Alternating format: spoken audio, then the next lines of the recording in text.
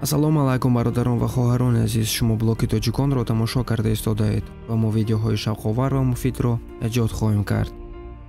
Каромат Шарипов, роҳбари ҳаракати ҷамъияти умумии русиягии муҳоҷирони меҳнати халқи тоҷик.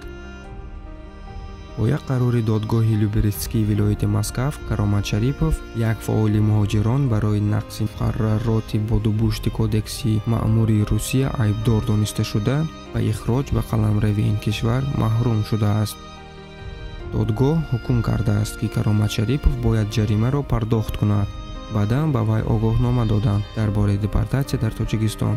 Дар айни замон Каромат Шарипов дар қабулгоҳи махсус барои депортатсия аст.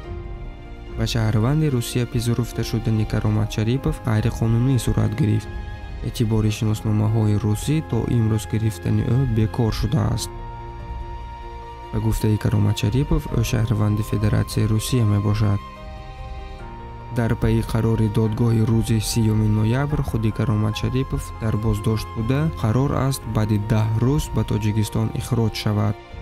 наздикони Каромат Шарипов мегӯянд, таи 10 рӯз бо ӯ мулоқот карда наметавонанд ва аз болои қарори додгоҳи Люберецкии Москав шикоят хоҳанд бурд. зеро ба қавли онҳо Каромат Шарипов ҳеҷ гоҳ шаҳрванди Тоҷикистон набуд. ӯ 25 соли охир дар Тоҷикистон зиндагӣ накардааст.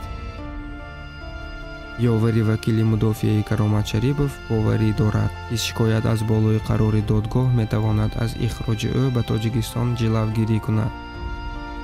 бародарони азиз, аз шумо як хоҳише дорем, ки дар ҳаққи Каромат Шарипов дуо кунед, зеро ин инсон бисёр кӯмаки худро ба муҳоҷирони тоҷик расонидааст.